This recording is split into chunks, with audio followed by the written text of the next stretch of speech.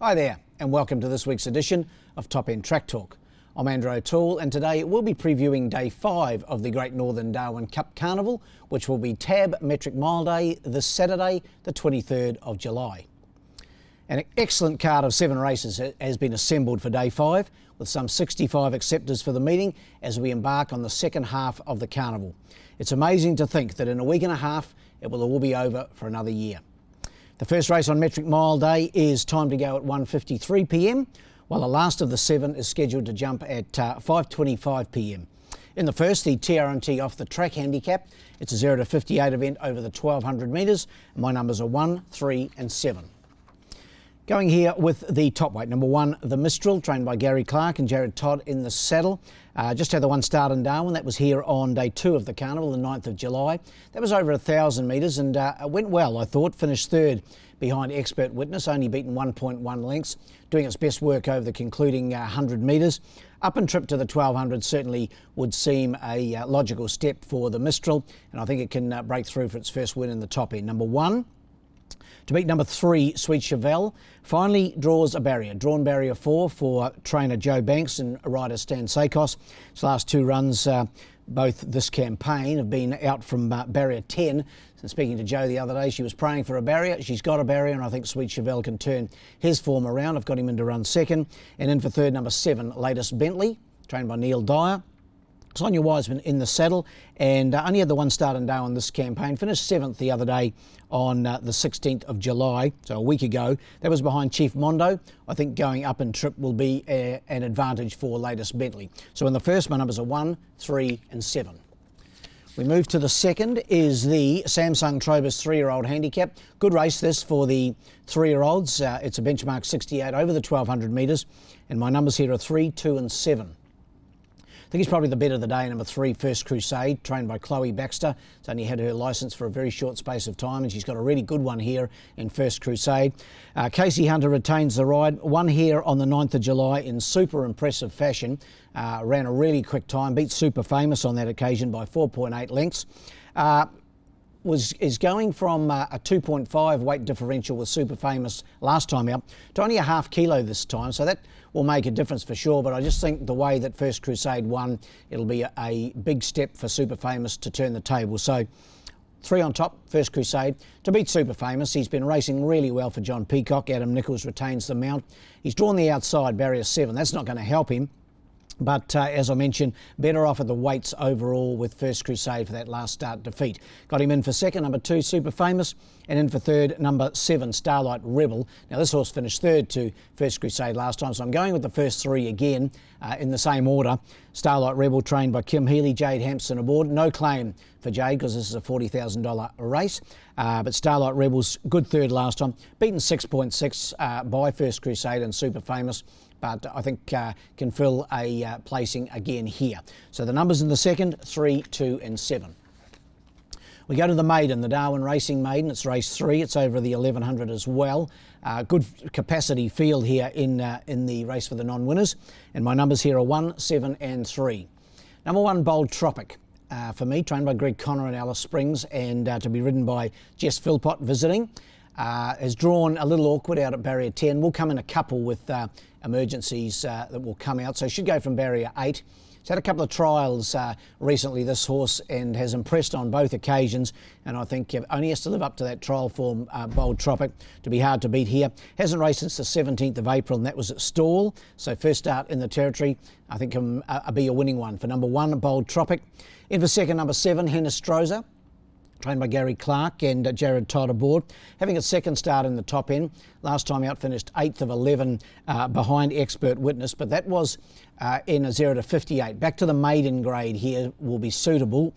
So down in grade, up in trip, that should also help. Hinestroza, I've got it in for second. And then for third, number 3, Umfana. Draws the 1 gate for Jade Hampson and David Bates. It's had 2 runs in Darwin. 4th first up behind Pop Magic was pretty good.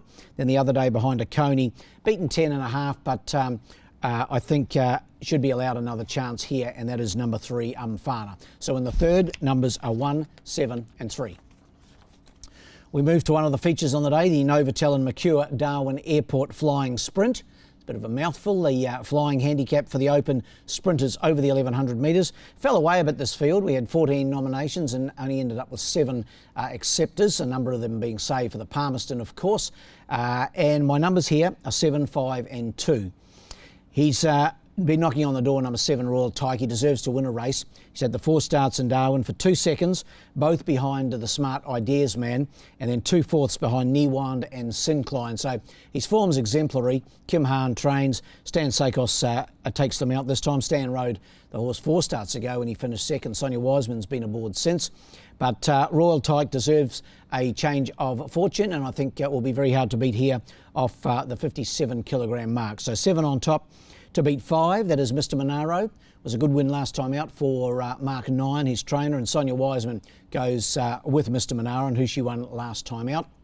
That was on the 13th of July, so Ladies' Day, over the trip of 1100. Up in grade this time, but he's a pretty handy sprinter, is Mr. Monaro. And then for third, number 2, Belmont Day. From the 1 gate, probably will be to his advantage. Jared Todd aboard for Gary Clark. He's only had the 1 start this campaign. Disappointed here on the 18th of June behind Niewand. But on his day, he's certainly smart, and his record at the trip, 4 starts, 2 wins and a second. So I've got him in for third. Numbers in the 4th, 7, 5 and 2. We move to the 5th, the Tab Handicap. This over the 1,000 metres for the 0 to 66 gallopers. And my numbers here are 6, 3 and 1. Expert Witness did a good job fresh up last time out when winning on the 9th of July. Beat Real Valencia on that occasion. He's up in grade, down in weight, but should be improved by that first up run. Expert Witness. Paul Shire's aboard for Tayan Halter. I'm keen on him to go back to back. Ahead of number 3, Rising Sphere. I tipped this horse the other day.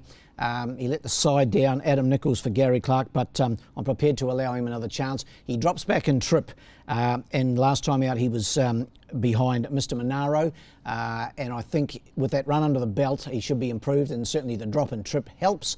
And then for third, number 1, Kent Street. Sonia Wiseman for Pete Stennett. Didn't mind his run here the other day, first up behind Fragor.